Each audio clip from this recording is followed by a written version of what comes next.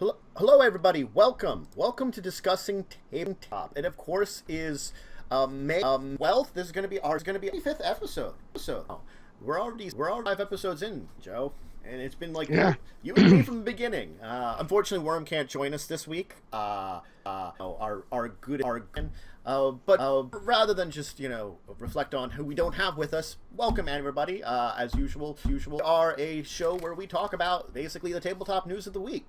We discuss what's going on in the world, what is out there, what kind of things you might want to learn, what things you might want to check out. So let's go over the docket for the day we're going to be discussing. We may not reach everything today. Unfortunately, Joe here has a time frame, so if we have to end a little early, throw some things till next week.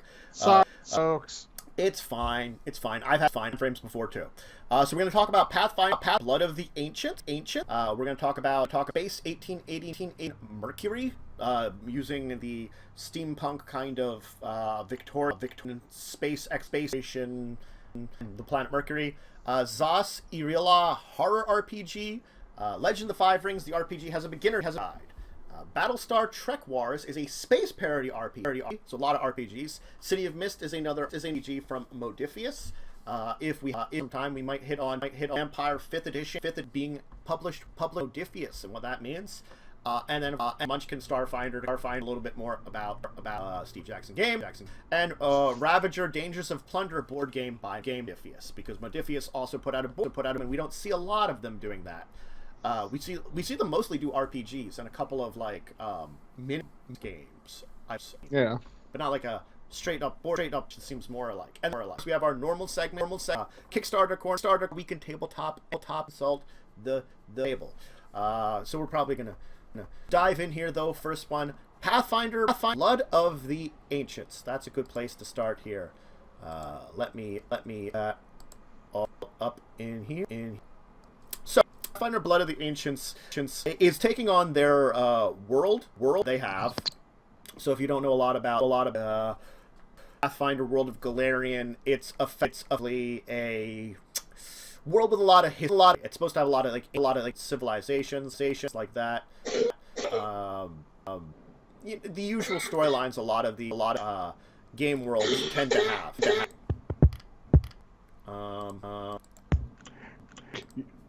With the vestige bloodlines, it goes on with allows blooders and sorcerers not only to glimpse past, but summon long dead ancestors. That's kind of cool.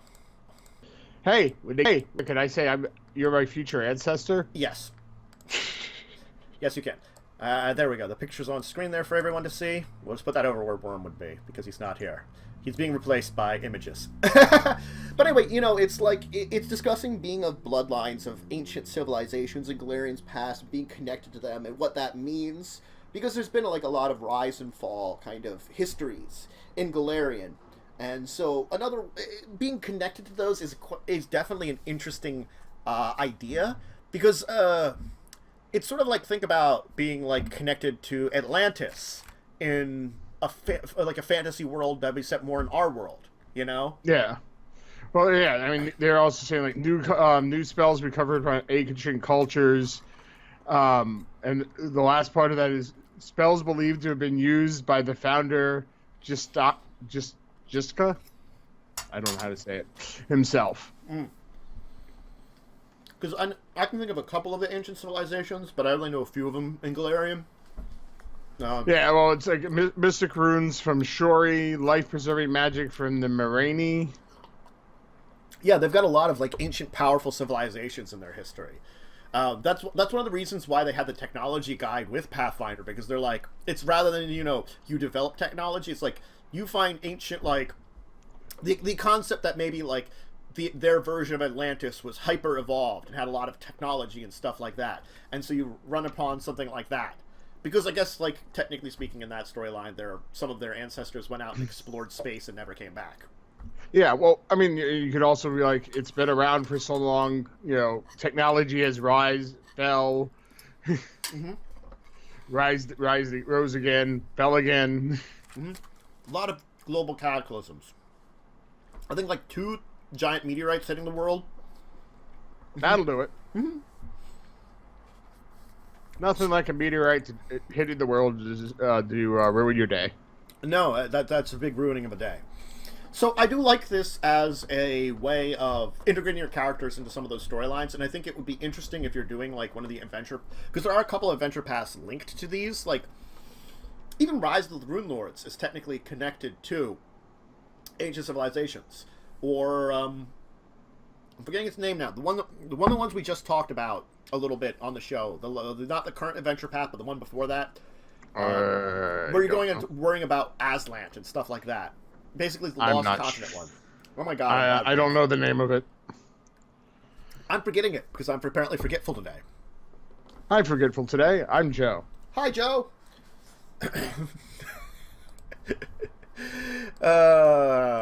We are very silly. Me, silly never. Very Aslan serious. Adventure path. Ruins of Aslan. It actually is the Ruins of Aslan. Okay.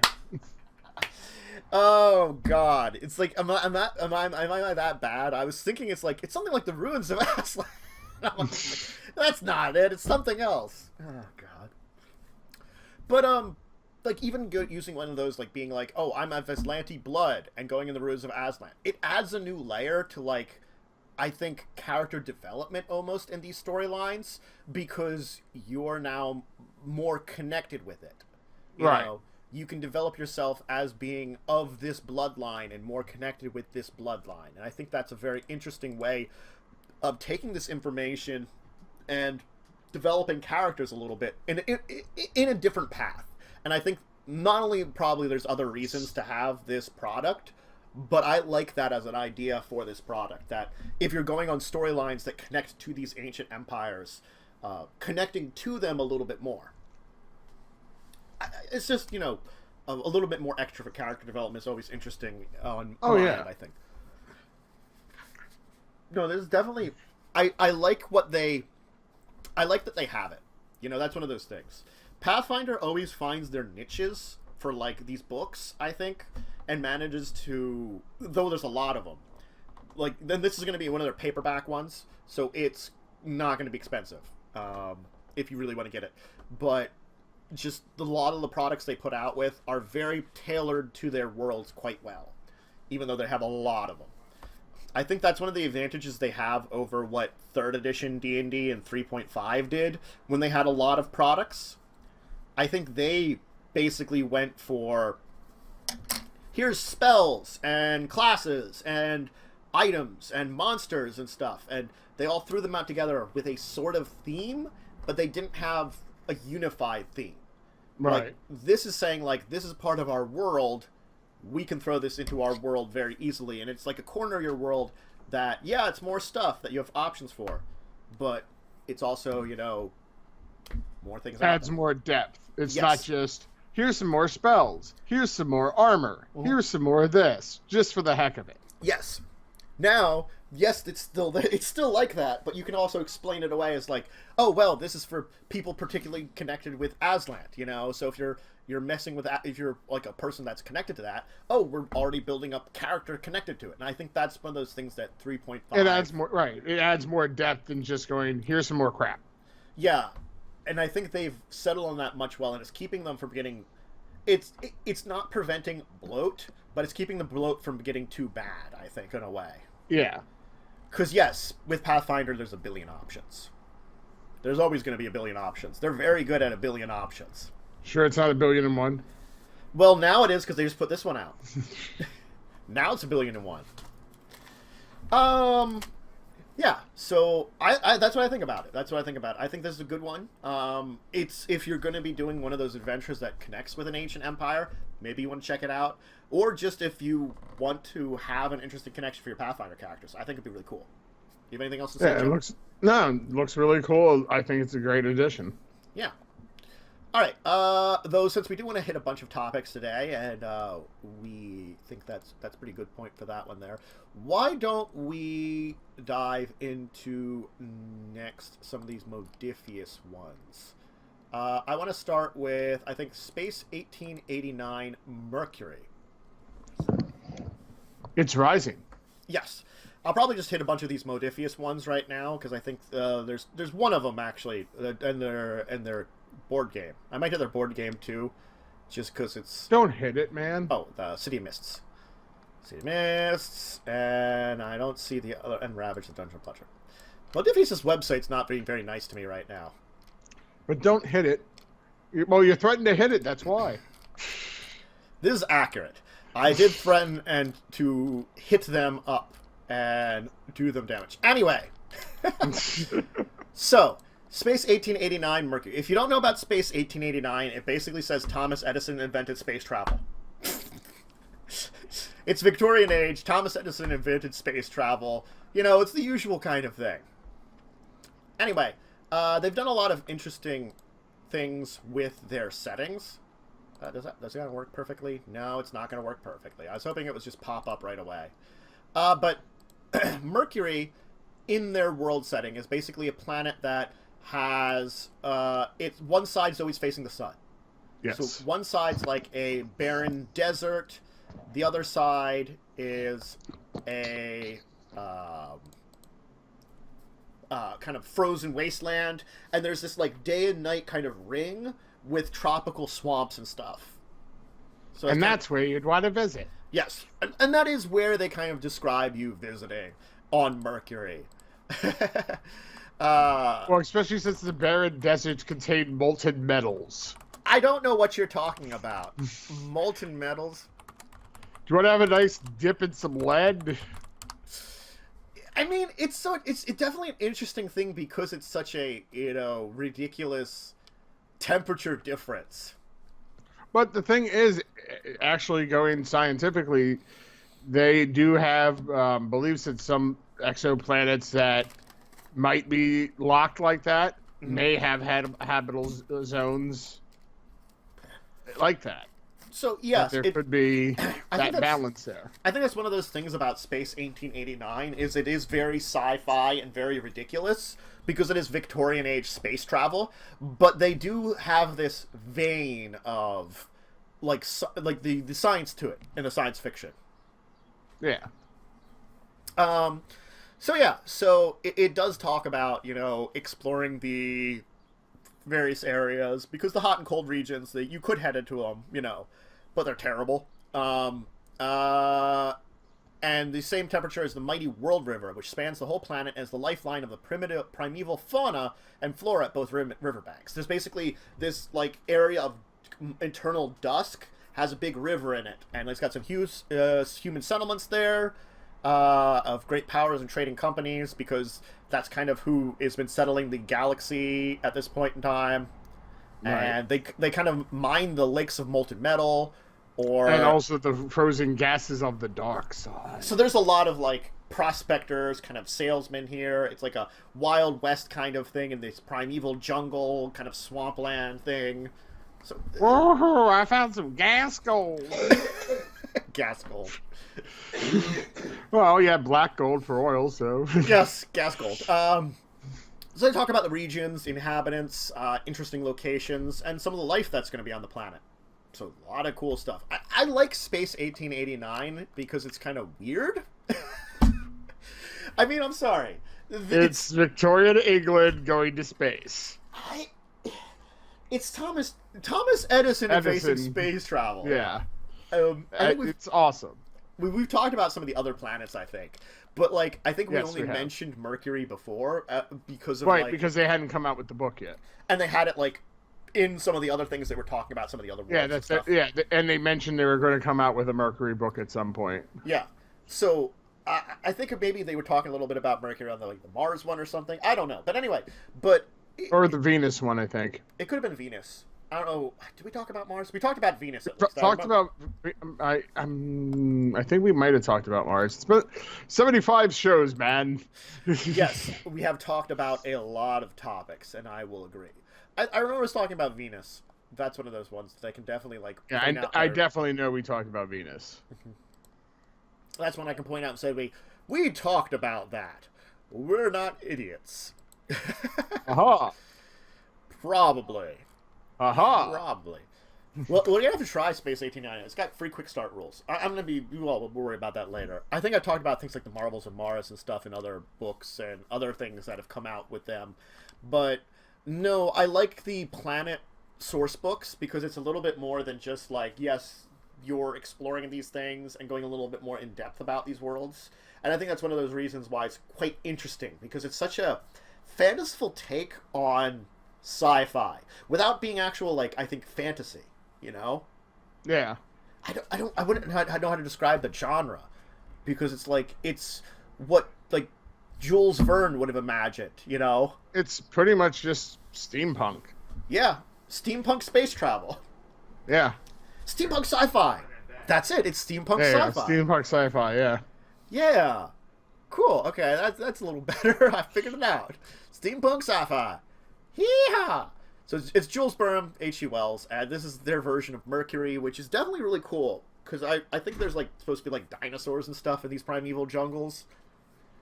So it's like a weird like alien dinosaur planet where you're going and mining in really terrible places, you know, or, you know, trying to run these trading companies. It's a savage land, and that's kind of cool. Yeah. I definitely like the feel of it.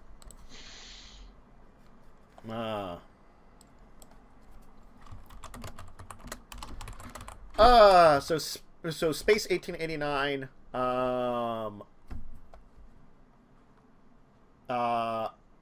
Looks good. Yes, and Mercury is cool. Why don't we move on, though, because, again, we want to hit a bunch of topics here today, and though this was a good one, there's some other ones. Why don't we, because it's also Modiphius, hit City of Mist. Okay, so City of Mist is supposed to blend superheroes and noir. Super noir. Super noir, exactly. So it's a very interesting combination. Let me just get this picture up and running for us here, so people at home can see the image. And that alone makes it a little bit more interesting. And Modiphius, as we've talked about in the past, does a really good job of setting up systems.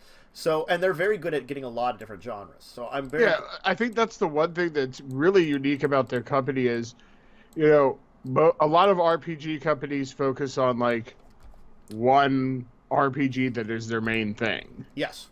Which, with Modiphius, they go out and branch in so many different ways. Mm-hmm. They're using a new game system. It evokes characters' unique descriptive tags to trigger story-propelled moves. So basically, I guess you get like sort of like little tags and stuff on you, which can help you do more story progression things, which end up being more, you're mixing story and action together, which is very good. Yeah. And that's the thing. It's like you're a hard-boiled comic book character. It's like, it's detective work in a scrupulous city where city folk wield mythical powers. So it's basically like, I guess everybody has abilities kind of thing, a little bit. So it's like a city of superheroes only, and you're a detective in it, which definitely adds for an interesting genre blend. Ooh, free PDF. They usually have one. I'm guessing that they have a... They have a player's move sheet, character sheet, MC and tracking sheets, starter set with crew themes, and tracking cards. Yeah. So and then... They've come out with a couple of things. A free scenario and a sample playthrough. Yeah. So there's 14 theme books. Character creation rules, including 14 theme books to help you create your modern day legend. The rules, especially with integrating the cinematic system, dozens of locations, NPCs for your city, a lot of stuff that help you out to use the world they're building. And I think that's another thing. Modiphius builds very good worlds. You know, they are.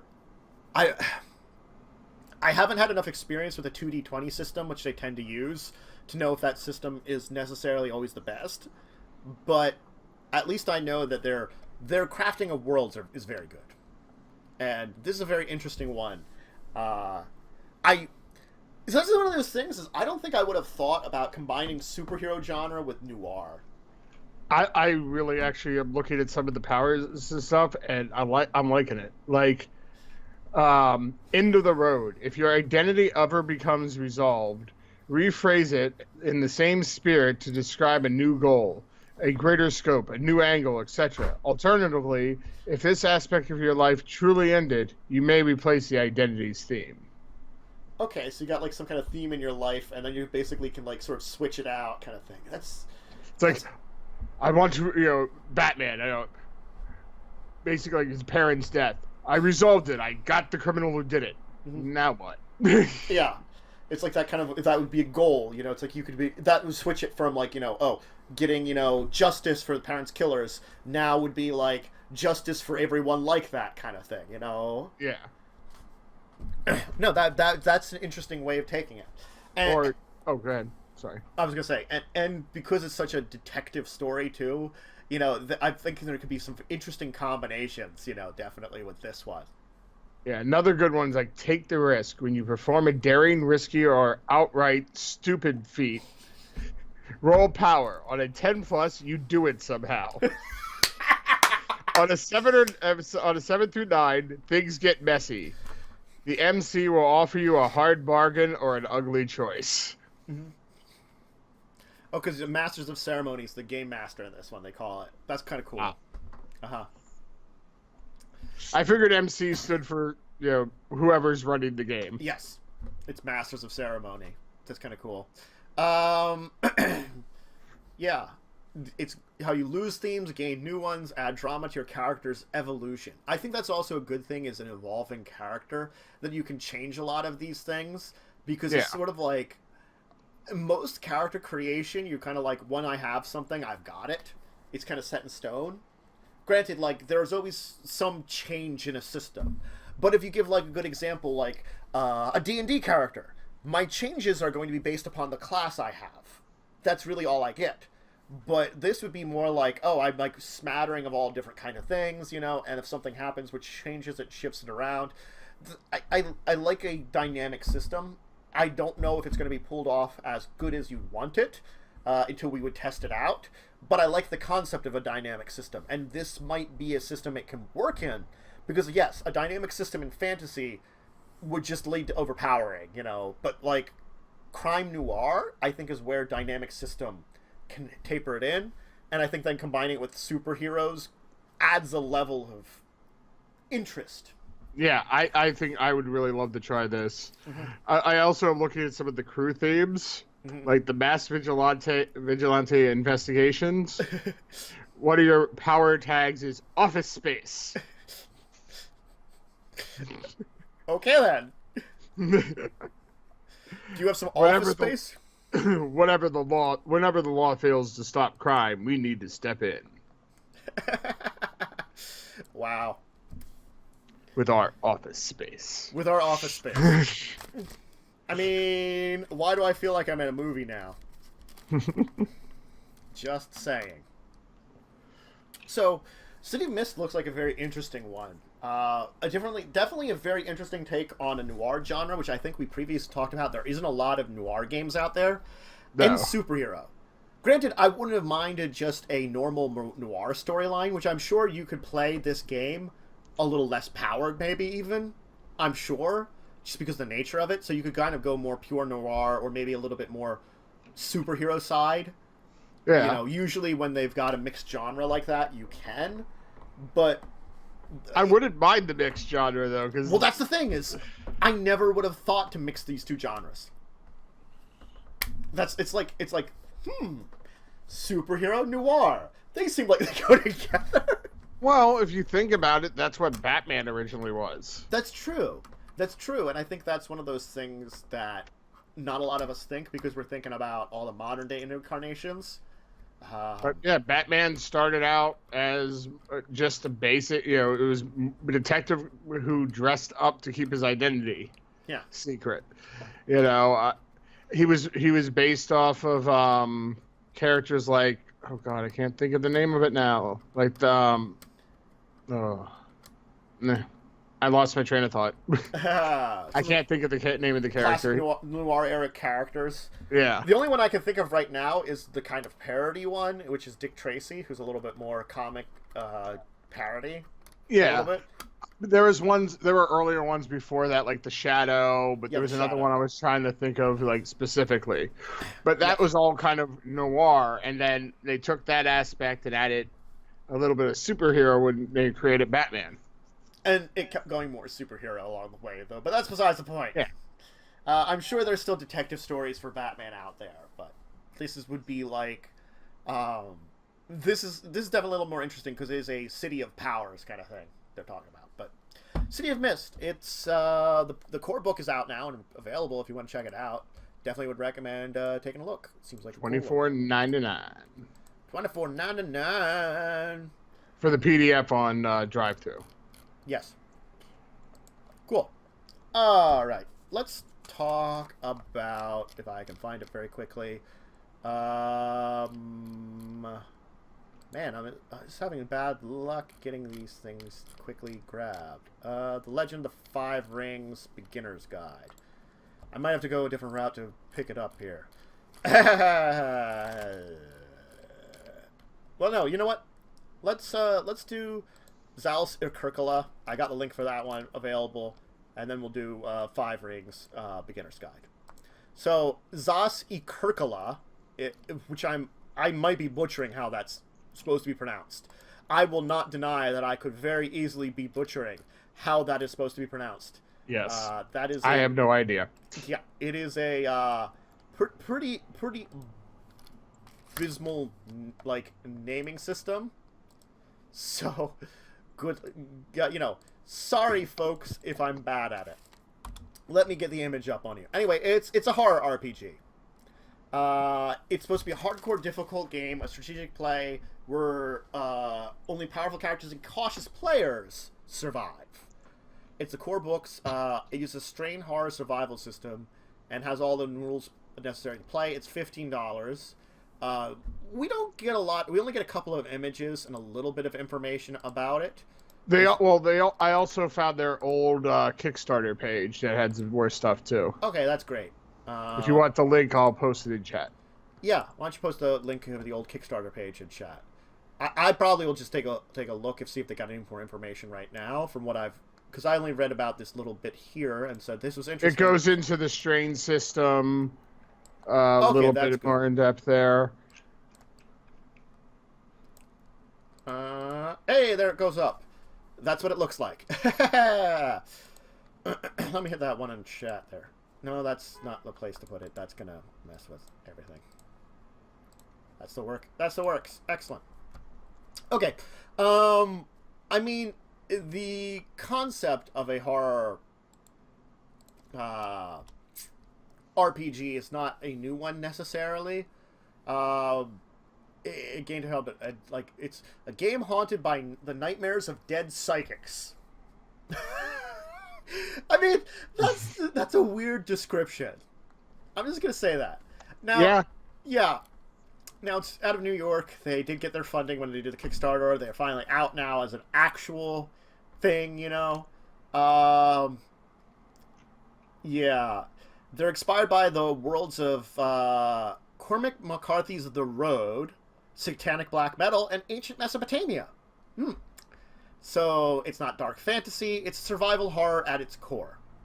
The world wounded by psychic warfare, mind-controlled cities, interdimensional labyrinths, and wasteland tribes.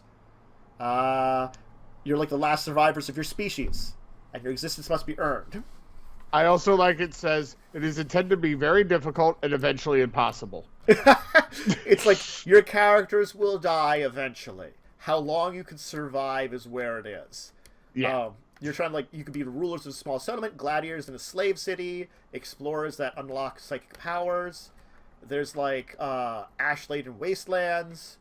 There's a lot of interesting aspects to this game.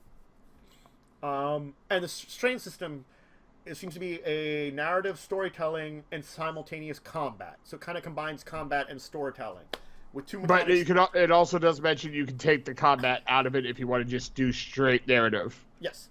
With two mechanics, Doom and Stress.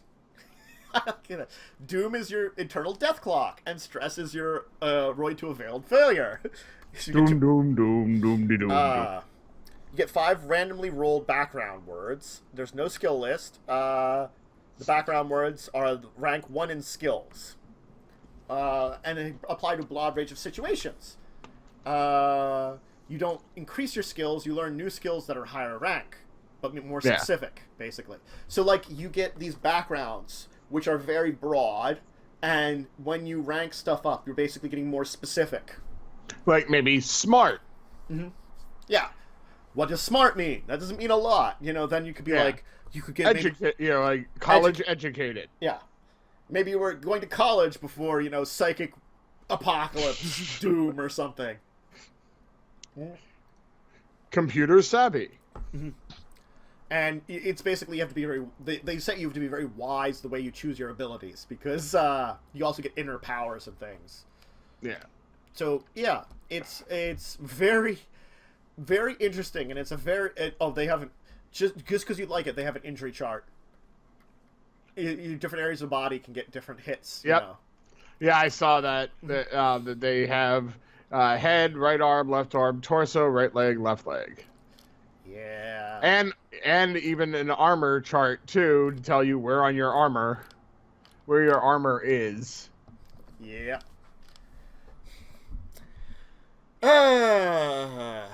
Yeah, there's some very interesting things about this game, definitely. And having a little bit of horror is not something I can argue too much with in a role-playing game.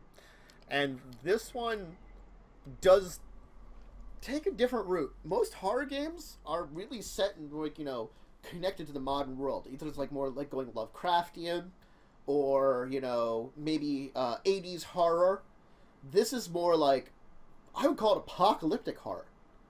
So this is really like combining 2 genres anyway.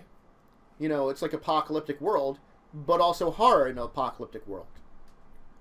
Which, I think that's an interesting theme for today, combining 2 genres into an RPG. Yeah.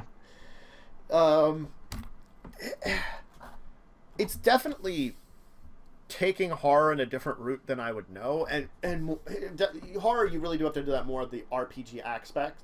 So I'm curious if playing it, you can feel some of that tension of horror. That's something that I don't know if you necessarily can grab as easy. I think we've talked about that in the past with other more straight horror games. That's very hard to necessarily hit it on directly. Oh, I'm looking at the skill test. You have 3 results: complete, partial, or disaster. So, like a partial success, you succeed at what you're doing, but you also suffer a minor consequence. So basically, you do it, but you get it done by the skin of your teeth, and suffer. Cool. Yeah, there's like a downside to unless you get full success. There's always a bad thing. Even like you could succeed with a bad thing, or you just be bad. Wow. Neat. Yeah. So, yeah. And I don't know for sure, but from the dice, it looks like it's a D10 system. Yeah. From the pictures of the dice they show, it's a D10. It looks like a D10. Yeah. So don't guarantee me on that, just because there might be more dice involved, and that's all. Well, also from what I looked at the PDF on Drive-Thru, they had a small PDF. Mm-hmm. They're saying if you completely succeed on a 10. Mm-hmm. So that would make sense then if it's a D10 system as well. I think this is more their setting too, because they have an other game, Strain, a hardcore survival system. Yeah. So I was looking specifically at the Xas Irhalla. Okay, so it is a core rulebook, that contains all the rules from the Strain horror survival system. So basically they had before their system they built for horror, and they've just basically built this interesting setting to go with it now, a little bit more. Right. Which I think is actually a really cool thing that they've done here. Because that's like, it's the Bear Books Roar, and then there's the new Premier system they're putting out with it. Yeah, and they say you can play just any scenario with just the strain system. Yeah, so that would be more like you could make up your own kind of horror scenario that they help you out with, or if you want to use their setting, which definitely sounds very interesting, they have it out there now. So there's some options for you if you're interested in a horror RPG. Definitely, I would say check it out. This one looks pretty cool. Again, we don't get a lot of horror RPGs, and especially this one that's taking a different route when it comes to horror RPGs with the kind of apocalyptic setting connected to it is definitely cool. All right, since we don't have a huge amount of time, let's move on. I did want to talk a little bit about Fantasy Flight has Legends of Five Rings, a beginner's guide coming out, which, from what I've seen of it, it looks basically like a beginner's box. Let me get an image of it for you guys to show you that it looks really like a beginner's box. It is. That's basically what it is. It says beginner game. It's a beginner's box. Yeah, it's a beginner's box. If you're comes with tokens, dice, maps, character, pre-gen characters. So pre-gen characters can always be helpful, especially for beginner players to something. Oh yeah. Sometimes those are very good to try out, just to get a learn of everything, all that sort of stuff. And it comes with their specialty dice, because their dice don't look like anything from their game. It's their the dice are similar to the Star Wars dice, Star Wars system. Okay. Let me take a look. D6 and D12s, it looks like. Yes, and they have different weird symbols on them. Yes. Yeah. I think Star Wars uses D4s. And maybe D12s, I think. They might use a couple other types of dice. I know it's probably a similar type of system to them that they use like a lot of like symbolism. I know like the Star Wars has success, failure, triumph, and despair. I can appreciate that, but at the same time... Oh, and advantage and disadvantage, too. So it's like... At the same time, it slightly annoys me. Just because it's like, now I have to buy specialty dice to play your game. Yes, that I can agree with, and I don't know if they provide rules for not using it, but like, that's why I don't mind if we would do like Star Wars on the Roll20, because then you don't have to buy the dice. So, yeah, and then you're going to have, them just digital. But it definitely looks like they use different dice than the Star Wars, which is unfortunate, because that means both of them will have their own sets of dice. Look, we can't say that Fantasy Flight doesn't try to milk the universe of what they do. They do a good job, but... And I'm not saying having unique dice is a bad thing, but it's just more expensive for the players. Yes, and a little annoying. And Fantasy Flight knows how to be a little bit more expensive for the players. How many expansions do they have to each one of their semi-collectible card games? 1 million? Granted, each one of them adds a different level of dynamic. Especially, I think we were talking about one of the Lord of the Ring ones, where it's like different storylines you can act out in the card game, which is really cool. But it's still there's a lot of them. I feel like they put them out more often than like other like actual collectible card games, though it's probably cheaper than an actual collectible card game. Right. I don't know. But a beginner's guide's a great thing to do. I mean, D&D's beginner's guide was very helpful for getting 5th editions, for getting us into it. Yeah. I've had other beginner's guides which have done really wonders in getting you an idea of what to do in these games and where to go in them. Beginner boxes can be very useful for first playing a system through the first time. Yeah. Usually they have, again, like test characters, a little adventure to go on. This is like, okay, if you need some of the dice, here's some of the dice. This is a situation where I think it would be good to get the beginner's box because you get the dice set and this other thing, and all that stuff.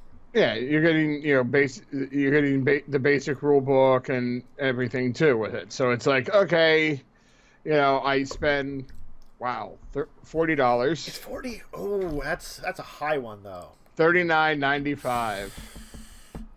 I would have said around 30 for one of these. I don't know if you're getting enough then. Yeah, you're getting what? I think it's 4 basic characters. Tokens, maps. Okay. the adventure book, the rule book, and a set of dice. It comes with 1, 2, 3, 4, 5 of each. I don't know.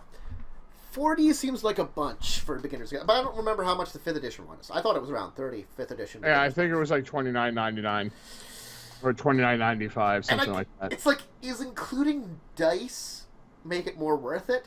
But the 5th edition will include a set of dice. Yeah, I don't know. It included one set. It's cheaper than a book, but just by a little. Normally the books are around like $45, $50 for like a big hardcover book for a core book. Yeah. I don't know. I don't know, man. Like I'm looking at the price, and it's just, this is the one thing I can say that like puts me a little down on the recommendation. It's still something that would be worth it for your games, but is it worth it in the long run? I don't know. Yeah, and it's pre-order still right now. It hasn't come out yet. Well, they announced they were putting it out soon. I thought that what I was reading about that it had come out, but I don't know about Well, I'm on their site, and it has pre-order. Yeah, what is this? Let me check what they were saying over here. Oh, it is pre-order. Well, we're talking about it early. I mean, that's fine. We've talked about other stuff early. And that's one of those things. This is definitely one of those things because it's a product that we should talk about a little early before it comes out. So, I don't know.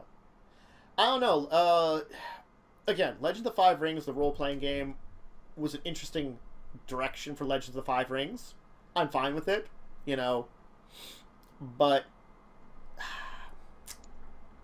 that's the only thing they even have on their site right now. They don't even have like the core book or anything else. So that's the only thing you can buy from them for Legend of the Five Rings role-playing game right now. Wow. It is the beginner box. So, you know, we'll see what they end up when they end up coming out with the actual standalone books and stuff, what they're going to price those at. Yeah. We don't see a lot of RPGs from Fantasy Flight. I mean, we talked about, like, I think Realms of Terranoth the other week, which is part of one of their flagship group titles. Genesis System? Yeah, their Genesis System. Which, I mean, they've done a great job with Star Wars, I think. The Star Wars RPG, as much as you need your own dice sets for it, I've seen stuff on it. It's an interesting system. It does a good job, you know. Yeah. I mean, the card game's $40. Well, I mean, that's their semi-collectible card game because they get all the expansions and stuff for it. So it seems like they're pretty much pricing any of the Legend of Five Rings around that same price. I don't know. Maybe it's just that way. We'll keep an eye on it. We'll keep an eye on it, I think, is the best way to say it. Will the beginner's box be the best thing to get? Is it going to be the only thing you can get right now? Yeah. Best thing? Not sure. But maybe to check it out. Maybe check it out. At least with Star Wars, they also have a dice app. Yes, a dice app is wonderful. That's good, too. A dice app is a great way of playing it. So I guess you can still do it in person with, like, dice apps and stuff. Without having to sit there and buy the dice. Well, there does seem to be some advantages with using the... dice over a dice app, yeah. No, the dice apps. Oh. Because they're, like, especially for Star Wars, because I've watched some of it, there's, like, you get your, like, skill dice, and you can get bonus dice, and you get upgraded dice, and you can also have then, like, purple and black dice, which are negative dice that you can add to you. So, like, every time it is, like, you have a check, you have to manage a dice pool. I don't know, it always seemed a little easier in the Roll20, when I saw people doing it in Roll20. Because, the GM would just have to click a couple things and being like, this is your difficulty, go ahead and roll it. Gotcha. Otherwise, it's sort of like, yes, maybe it's not bad picking out dice, but then you're picking out dice kind of thing, you know. It's like, oh, I need this, this, and this kind of thing, you know. And I think that's the only problem with having a variety of dice. This one only seems to have 2 dice, so maybe it's a little more efficient than the Star Wars system. Yeah. I don't know. But, Legend of Five Rings Beginner's Box is going to be out later on this year. Up to you about what you think about it. Beginner boxes are great. I'm going to say that first of all. Is the price point great? I don't feel like it is, but that's because it's a great item versus what you think and use of it. I think that's where we're going to kind of find that balance out here, and where your balance is out there for yourself. I wouldn't get it, but also I don't have a lot of extra spending money. If you have a bunch of extra spending money and you're interested in Legend of Five Rings, maybe it's something to check out. Okay, let's move on. There's a couple more topics, and I at least want to maybe hit this next one before we end for today. Let's see here. Let's go over to Battlestars Trekwars. No, I've been looking out at that one, and I found their old Kickstarter page. And one of the first things they have on is, tell me more about those outer rim jobs. Wow. Yeah. I'm like, this is going to be an interesting game. Oh God, I have to actually log into Drive-Thru RPG. Well, if you want, I can also send you a link to their Kickstarter. Drive-Thru RPG. Let's log in. Yeah, their Kickstarter might be able to get the. I don't want to log in with. Here you go. Paste. Ah.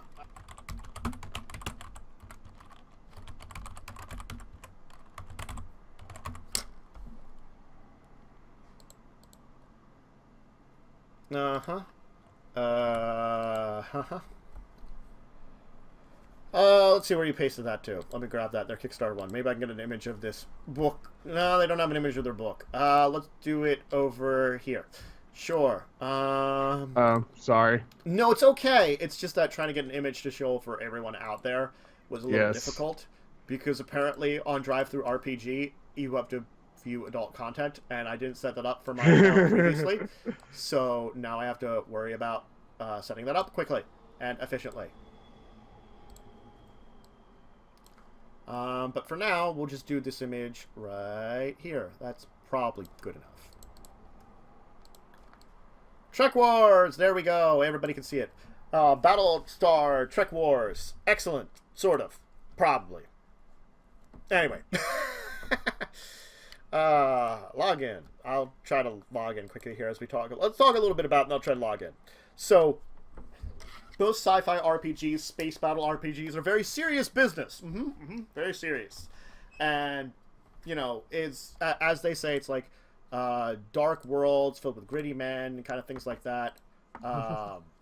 And this is supposed to be a parody one, Yes, and it's definitely more adult themed. Yes. Well, this is like adult themed, but it's supposed to be like more parody, like Spaceballs, Futurama, Galaxy Quest. A lot of those like very where it's sleazy space opera and classic sci-fi homage parody. Yeah. Yes. I would think almost along the lines of Space Truckers. God, Space Truckers is it's so bad, though. I know you love it, but it's so. I don't love it. I think it's horrible, but it's also kind of funny because of how bad it is. But I'm saying it's that kind of genre of the sleazy stuff. Yeah, I get you. I mean, the one picture on the Kickstarter is your typical green alien with another woman.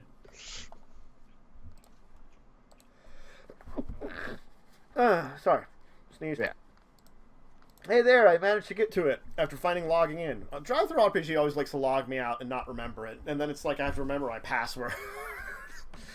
Also, like, they show, like, some of the map on theirs. Like, there's Hell's Cluster. The abhorrent entities of the Eldritch Alignment. Mutant Death Squad. I want to hang out with the Mutant Death Squad people. Yeah. Yeah, I mean, this is certainly an interesting RPG. I don't know if it's something we'd be able to stream. No. Well, Maybe. If you're not showing any images, you might be able to stream it and talk about it. Yes, but we'd have to be careful what we say. Label adult content. Label adults only. It would be a labeled adult only stream. Like, words are not usually as bad as images. Right.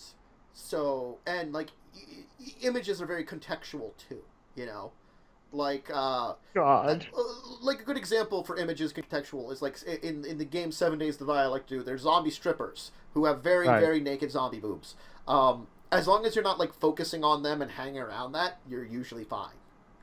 I'm looking still at their old page, and their 2 top level of pledging were the premature eject and the full chub. They're very adult themed. The thing is, you know, you have to dive a little deeper into it to hit that, because it just, you know, like on the surface they just talk about it being a parody system with some adult themes, you know. And yeah, I mean, you wouldn't have to play up the adult themes, but I think it's definitely built in there. It's built that you could go in that route when it comes to your parodies, which I guess would be more of that Space Truckers route too.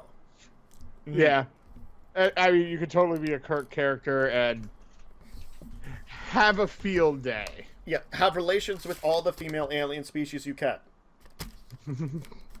All of them. No, I mean, like, this contains a full-color interior, print-friendly black and white versions, 4 scenarios, advice for running Alpha Blue, which I guess is their galaxy, it seems like. Yeah. Some optional rules, basically to help out character creation and things like that. Lots of random tables, too. So, I mean, they're a Tandor galaxy. They have a full map of it. That's the map that you were looking at under their thing. Oh, and some of their titles are I Wear My Heart on My Sleeves, Emergency Escape Sequence Delta Cream, and then Outer Rim Jobs of Tandor. That's the thing. Yeah.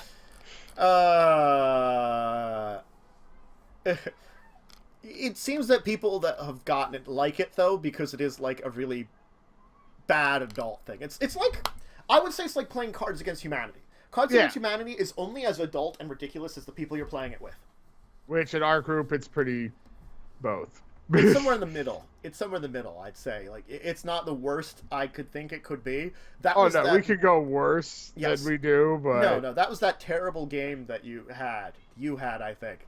Like, the pure adult game or something. It's just, it was a little too much. I forget what that was. Yeah, I don't remember either. But it was a little too much at the time, I had to say. But still, no, it's definitely interesting system. If you want a little bit more comedy in your sci-fi and your space travel, a little bit more adult themes, just easily, this is where you go for it. Not that you couldn't add adult themes to any sci-fi thing, but it's when you're not taking yourself serious, it's a lot easier. Oh, yeah. You can have a lot more fun with it. Also, I just think cheesy sci-fi game would be fun. Yes, cheesy sci-fi game would definitely be a fun thing to do.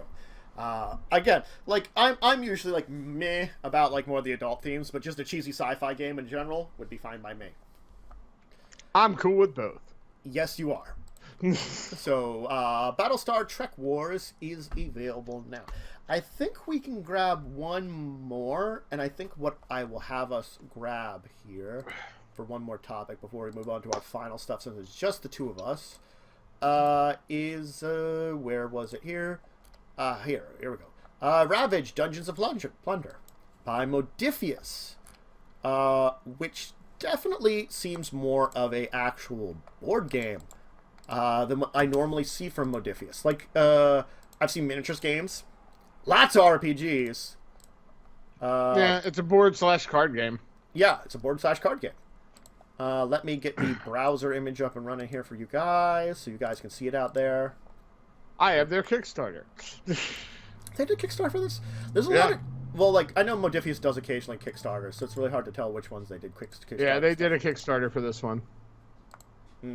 1 to 5 players, 30 to 90 minutes, ages 14 plus.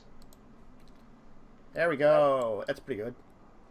3 game modes: solo, co-op, and treachery. Treachery.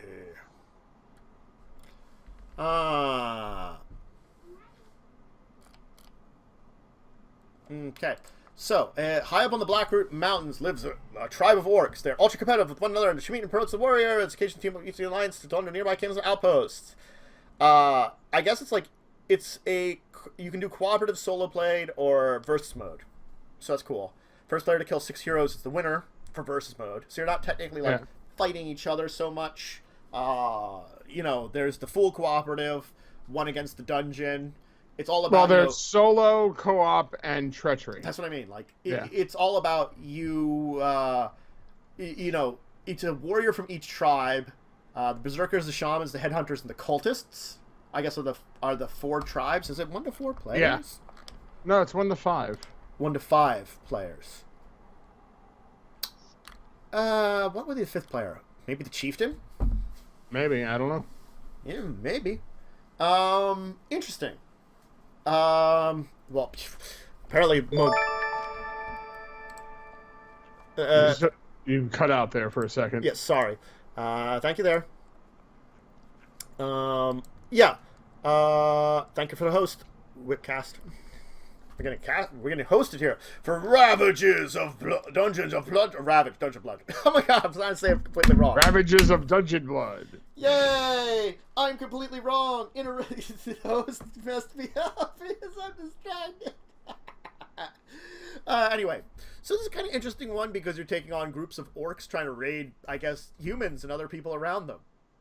I mean, it's. I had the rule book up. I'm trying to see. I'm gonna keep going, but I'm going to see if I can see. You are playing the jerk group here, which is never really necessarily a bad thing. Oh, it says right there. But it would be an interesting one to definitely play out, and the fact you can definitely do like the other modes, very easily early on seemed very cool. Like the competitive to get a number of heroes, always cool to have a competitive like that. The cooperative.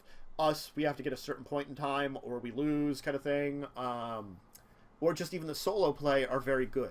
Granted, I've seen other games like that have those at least levels of play. I think Castle Panic is a good example because I think you can play it solo. I think you might have to have 2 players for that one, but that one you can do more competitive or cooperative. Just like Arkham Horror, though, you can do that like that's solo or group. That's more cooperative. So I don't know if I'm pretty sure there's a game out there that has all 3. Pretty sure about that. 95% sure. Just 95% sure there. This one definitely takes on an interesting idea that you're all a group of orcs basically raiding people. I don't think most of the time you don't look from that direction. I guess. So it's an interesting direction to be the orc side of things. I guess most of the time it'd be bandits, like bandits or pirates or something. You'd still be human, but orcs is kind of cool. Okay, it looks like there is an evil overlord mode. Okay. You can play the co-op version of the game with an evil overlord. The following rules of okay, so yeah, that's how you add in the 5th player. So someone's the overlord. Yeah, so it's a co-op game amongst all the other players, and I think you're trying to defeat the evil overlord. But the evil overlord, wouldn't that be on your side because you're orcs and you're plundering? Well, maybe you're trying to become the evil overlord. I'm looking. Let's see. Well, it might just be that the evil overlord has a different role in the game, and basically has their own special things that they're doing to help everyone out. And perhaps that's the way they play it. Nope. Evil Overlord could activate monsters against them. Huh. That's kind of so weird. Maybe you're not an orc. Maybe you're just some evil Overlord guy. You're like, you there, orcs, get back in line. Yeah. It's like the orcs are doing stuff and Sauron's like, hey, wait a second, guys. Haven't you been paying attention to the giant eye in the sky? Get back to work. Those humans over there of Gondor won't murder themselves. Yeah, stop plundering and start killing. Start being an evil army now. God.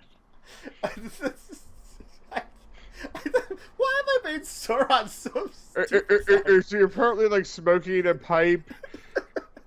It's Like stroking a cat.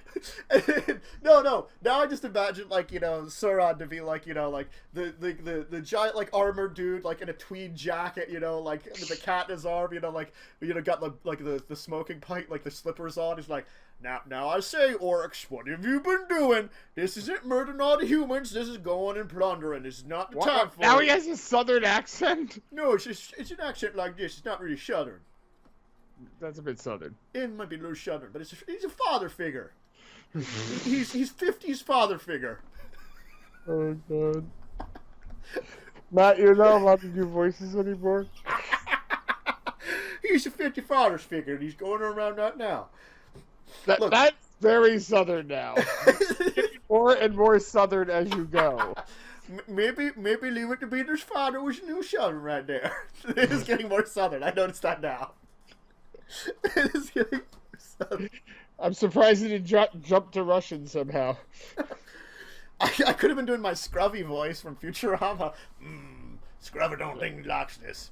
I was doing that the entire time we were doing a game last night, and I was doing really quick, creepy Scruffy. So it was like, you got to show the pretty mouth right now, right here. Scrubby wants to check out that pretty mouth. The Farce Man wants to check it out and have some enjoyable times with you. Don't you like the Farce Man? No. Farce Man thinks you've got pretty eyes. Go fetch. Farce Man says he's a boucher, and he's a performing artist genius. So he doesn't go fetch anything himself. He convinces small and other people to do it for him. Hey, what's behind you, Forrest, man?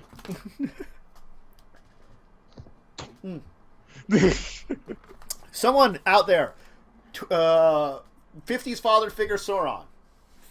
Actually, I'm going to Google that now. That might exist. 50s father Sauron. I didn't spell that correctly. Not at all.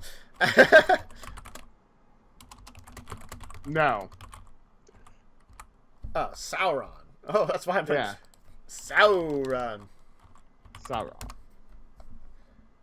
No, there are no pictures of him as a 50s father figure. Come on, someone! We want 50s father Why figure would Sauron. someone do that? Because they can. Because they can. It's the evil overlord that's just playing in this thing. 50s father figure Sauron. Now, orcs, I'm warning you to come back here. I did really southern there. Now, how about this one? Now, orcs, I know you've been enjoying your time going out there and plundering a lot, but it's time for you to come back here and enjoy your time. I'm trying to get away from the southern. I'm trying to get away from the southern. It's just somehow it goes southern with this voice. It's trying to do here a lot. It's time here to come back here and murder some more humans. It's not the time for plundering. You got to come back here and do that. Oh, orcs! I'm going to throw some monsters at you because I'm feeling very bad about what you're doing right now. So I'm going to throw some monsters at you just to show you off. If they kill you, it's your own fault for being little naughty orcs. Blah ha ha ha ha! I'm going to stroke my cat now. You broke my soul. You're welcome. And now for something completely different. Where did that go? Huh, I'm gonna find that. When I'm missing something, that probably fell down. It all falls down there. Anyway, let's move on. Let's do our normal segments. We'll save Munchkin Starfinder till we got Worm with us. And Can I say one thing? What? Steve Jackson, stop being money whores. That should be the theme of that. Like, we should just make a segment. Steve Jackson's games being money whores. I just had to get that out, sorry. Yeah. No, it's okay. It's alright. Steve Jackson Games is doing what Steve Jackson Games does best. make unusually large amounts of Munchkin products. Anyway. And Kickstarter them. And Kickstarter them. Also an annoyance. So, let's move on to our regular segments for the week, because we have some regular segments that we do every week for you to check out. First off, we have, of course, Kickstarter Korner, which means it's our time period where each of us brings a Kickstarter to the table that we want you to know about, that we think you'd be interested in, want to check out, and perhaps even support yourself. So, Joe, what do you have for us this week?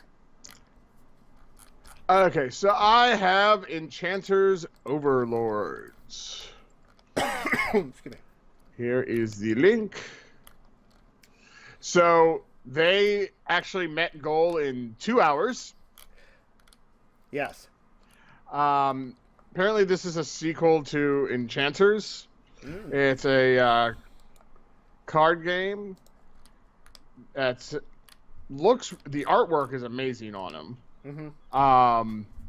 It's 2 to 4 players card drafting fantasy game in which you and your friends forge artifacts from dozens of items and spells. With them, you fight monsters and compete to become the hero of the village. Woo! They're at $117,658 out of their original $27,000 goal. That's a nice amount. And they still have 13 days to go. Wonderful. They are based in Krakow, Poland. So shipping to America is a little more expensive. They're a little more Euro-friendly shipping. Mm-hmm. So as I think shipping to Europe is like free, but outside of Europe is you have to pay. Yes.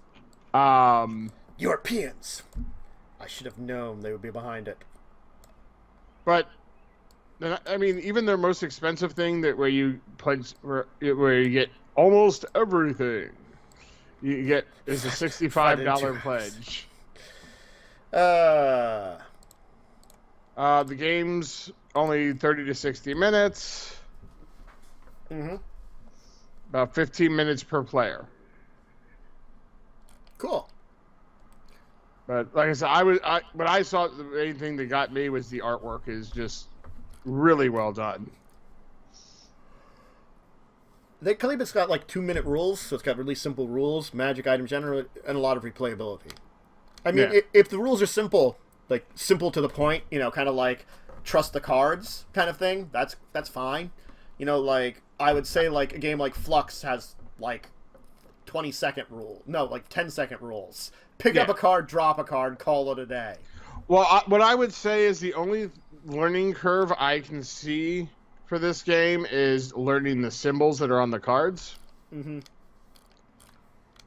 Well, they might have something to help you out with that. Oh, I'm sure they do. Yeah. But I'm saying that might be the only thing that, makes it 2 minutes instead of a few seconds. Mm-hmm. Is you have to learn like the basics of, what the symbols mean. Yeah. Yeah, that I can understand would be a little bit more time-consuming. Definitely. But even that doesn't look like it's too bad. So it looks like this is technically an expansion to the Enchanters series. Yeah. But if you haven't played before, you can get the almost everything bundle for $65 and get both games and all the stretch goals. Like I said, it's not bad to get like the base game content, the Enchanters Overlord expansion, like all the other stuff together. Well, I think you can play some of the stuff in the new expansion solo, but I think a lot of it you need the base game for. Okay. Which is understandable. I mean, like, it's very rare that you get a expansion to something that is on its own. Yeah, that's play alone. Yes. But you can just get the expansion for $30. Okay. Which isn't bad. Yeah, that doesn't sound too bad. Okay, I'm sorry. There's the standalone expansion is $45. Mm-hmm. So you can get a version that's a standalone expansion. Okay, cool. And they've met, let's see, 1, 2, 3, 4, 5, 6, 7, 8, 9 of their stretch goals so far. Okay. That's quite a bit of them. They only have 2 more stretch goals listed. One's at 117, one's at 126. So I think they'll probably... Actually, the 117 should be unlocked now. Because they're at 117. They probably just haven't updated the picture. Cool. All right, so if you want to give the support for that one, I'd say go check it out now. Now, we are running a little late, so I think I'm going to do is I'm going to put my 2, because both of them will still be up on Kickstarter. I took a look next week. I'm going to give my support next week for the 2 that I had. I'll see if, okay. Just because we didn't have Worm, I got it down to 2. Gotcha. But if you want to check them out on your own, I'll just mention it's Awaken, the Blood of Salvora, and Endless Realms. Some RPGs up on Kickstarter, because I like usually supporting RPGs up on Kickstarter. So why don't we go to our second of our 3 regular segments that we have every week. Of course, we have our Week in Tabletop, where we talk to you about what we've done in Tabletop over the course of the week that you might be interested in and hear about our stories and adventures, etc. So, Joe, what do you have on us on our Week in Tabletop? What do you remember doing? Well, last Sunday we did what is the name of it? Something of Dracula. Fury of Dracula. Fury of Dracula, which I screwed myself. But it was my first time playing the Dracula character as Dracula, and there is a lot that you have to get a hold of, keep track of. Huh. And I messed up by 1 turn. If it would have been 1 turn later, the move I made was still, I couldn't move back into a square that I had moved from previously because it hadn't gone back into my move deck.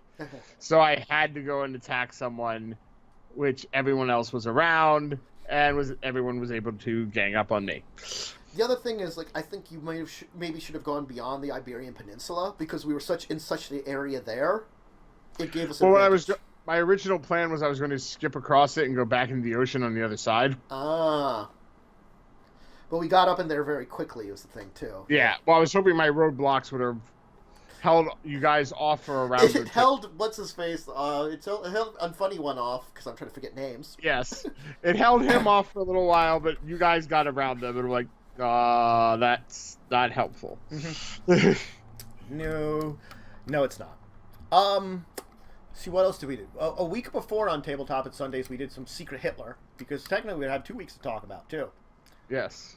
That was very fun. That's the class. That was one. We got a big Which group. I finally had a game that I wasn't a fascist.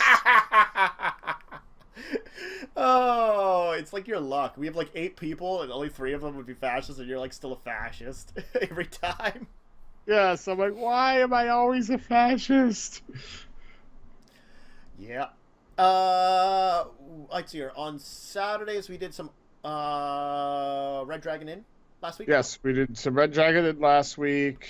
And the week before that, I don't remember. It was at the diner. I know we had Colin. Yes. We did Takanoko? Yeah. Yes, I think we did. Yes. Where you have a panda and you're growing bamboo. As for RPGs, I have done a session, I think 1 session each of Bash and Frontier and the off-stream game I've been doing. I think just 1 of each. It's trying to remember, I did one. We did a section of like the game I've been playing with Tiv off stream, and that was just like, I feel like I'm like a bad father figure, so I was like acting like it to like the 2 younger characters in the group. So it's sort of like, like if you hit, I'm like, so you need me to tell you about the birds and bees? It's like I was doing something like that, It's like, look, I helped my sister because I was the one that helped raise her, through these times, yes, dwarven women are a little different from your races, but, in some of these discussions we can, and they're like, no. And then because we're all, like, noble blood, like, there's like a character that could get us like what we need because we're kind of spies too. And I'm like, I went to the character that kind of likes him, and I'm like, you have to seduce him. You know your job. Political marriage all the way. Or political banging. It was pretty bad. No, it was yeah. Let me see here. And I think we did Bash Frontier 2 weeks ago. Yeah, we didn't do it this week. We leveled up and we met a white dragon, and I made a deal with the white dragon. Because I was a Sverfdblin raised by a dragon. I basically pulled off a, like, oh, great dragon, how about we make a deal here? Because the dragon apparently, through magic, got trapped in a cave. It was like, do you know someone who can teleport me? That, or can you remove an enchantment, which probably got me stuck here? I'm like, we'll work on that. Because we're trying to stop the kobolds from being dicks to the local population and basically going after them. But I managed to also cut that down by being like, there was this orc problem that was distracting everybody. That was taken care of. I didn't mention it was us that took care of it, And it looks like they have some focus on the kobolds now, so maybe you don't want to lure them in. It's like, yes, you're probably powerful, but you are technically trapped here. You probably don't want to have, like, men streaming in and murdering you where you can't get out of. Just saying. Better get your kobolds to stop being such dicks. Fair enough. Yeah, so it was fun. It was fun. And we stole a bunch of their animals because apparently we have a menagerie. Good times. I think that's all the role-playing I did one a week. And all the tabletop simulator and tabletop we did. So, I think that's it, right? Yeah, that's all I can think of.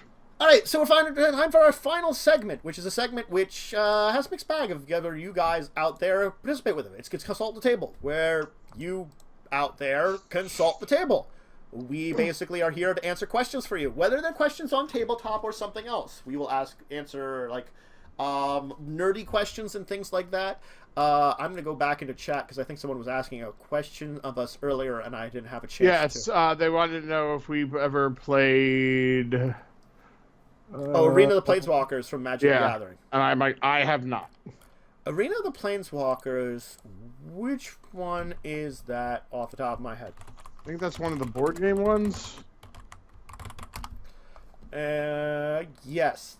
That actually is, I think, the one that Colin has. I was going to say, it's the one that Colin has that he keeps bringing. Yes! We've taken a look at it. We have not run it because it is complex rules, and we're normally not in a situation to play it in real life, unfortunately. I'm interested in it. It looks cool. It looks like an interesting one. It's also what you have to kind of build out on the table, too. Yes, that's why. We tend to play in diners. Yep. So that's why we have not done it.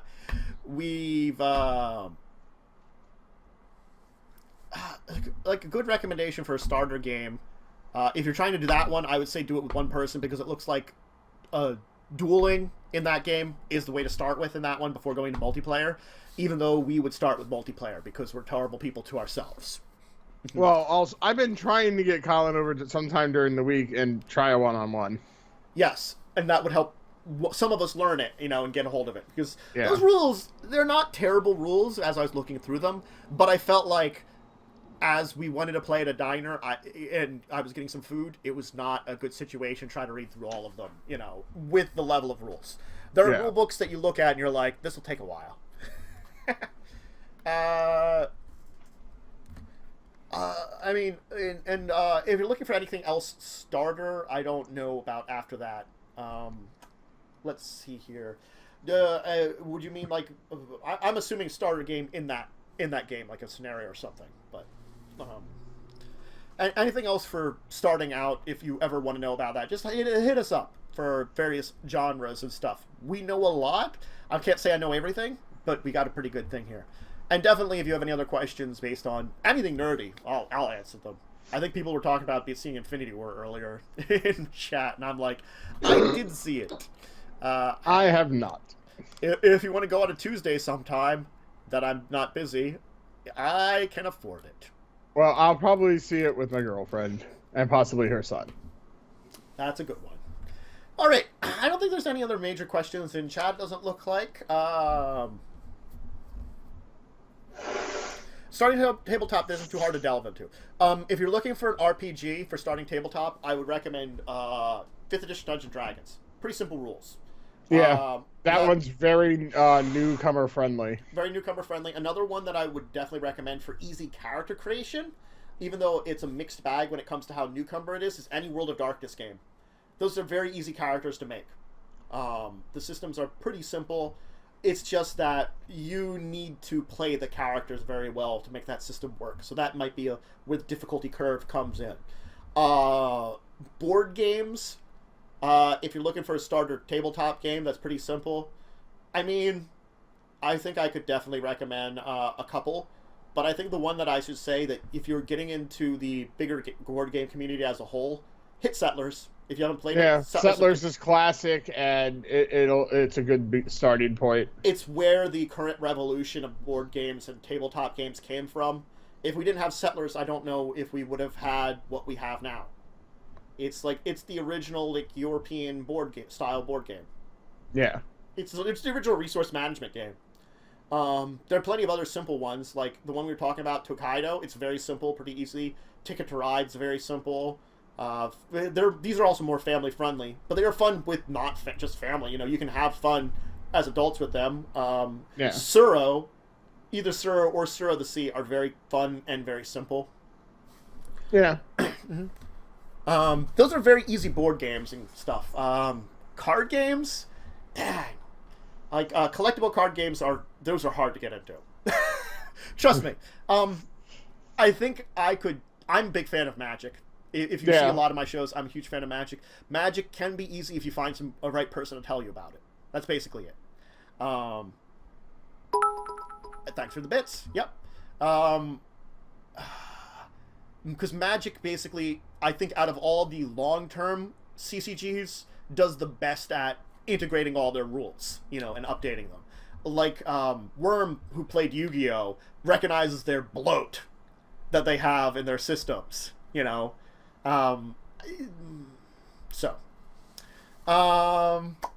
they've done a good job. Magic's done a good job in the recent years of kind of whittling down their keywords and stuff as well. They find small points which simplify things. It's always because it's such an ancient and large system, and there are certain groups to it which are very not good groups. I know it's like there's always a barrier for CCGs, period, for those. But if you find a good person to teach you the stuff, it's a fun system, and you can start anywhere you want. You can start collecting at the sets they have now, and you'll be fine. You can find good deck stuff, period, and you don't have to spend. You'll have to spend some money, but you don't have to spend the most insane. Yep. I agree with that. I'm pretty much buying 10 boosters, which is the same as most board games. You could probably build a pretty decent deck. Though I would recommend getting a fat pack, too, somewhere at least if you want some lands. I think that's about it for tabletop. Yeah. D&D, World of Darkness for easy RPGs, card games, board games. Oh, card game. Flux. Flux is a really fun, easy, just card game, if you're looking for just a straight card game. Yeah. Ever-changing rules. Very simple rules. Always fun. They have a whole bunch of different themed ones for it. So, All right, cool. I think that's today, and I know Joe has to get running, so we're going to cut it like a little shorter than we normally would. We started a little late today. So next week, we're going to handle those last two topics we didn't get this week, which would be Munchkin Starfinder and Vampire 5th Edition, plus a whole host of new topics that are coming out. Hopefully, Worm will be with us. You can always check him out at his Twitch channel, twitch.tv/diamondworm. He's my GM on Wednesdays for Bash and Frontier, which I was talking about. So that's why I definitely would recommend checking him out. As for me, I know, Joe, you don't have anything other than supporting me, right? I support you. Yeah. I'll be back tomorrow morning for... it's Sunday, so it's Subnautica Minimalist series, because in the morning I stream video games. So you can always expect me to be doing morning streams of video games. I've been doing Stellaris, 7 Days to Die, and Subnautica, 3 different series. Stellaris, you could have caught it this morning. My 7 Days to Die is a Nomad series where I'm nomading it. I just, spent a day building a mini bike. That's pretty cool. My Subnautica series is, thank you for the follow, is minimalist. Basically, I'm trying to not build anything extra. So those are all cool. Tomorrow evening will be Sundays at the Tabletop. Theoretically, right now, I have to check my own schedule because it's Mother's Day. So I have to see if anybody's free and see about my schedule. So tentatively, I'm saying Sundays at the Tabletop is on for tomorrow evening. But pay attention to my Discord and Twitter, both linked below in my description, just to make sure if I have to cancel it for any reason, I'll let you guys know. If I have to cancel Sundays at the Tabletop, I will stream tomorrow evening because I'm going to be doing Mother's Day stuff during the day. So I had to cancel morning stream then. I thought of it. I'm probably going away. I'll let you guys also know about the morning stream. I'll see what my timing is in the morning. I might just do it early, if I have time.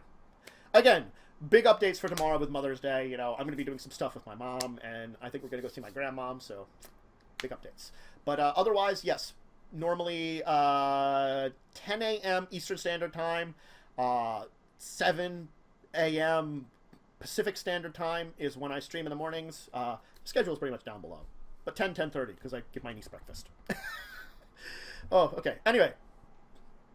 All links down below, including my YouTube channel, all that stuff. Gave the schedule, all those things. I'm rambling a little bit because, rambles. Why don't we get going? Thank you for joining us. Thank you, Joe, for once again joining me. Thank you, everyone out there who participated in chat or just was lurking around, checking things out. We'll be back next Saturday, 1 p.m. Eastern Standard Time.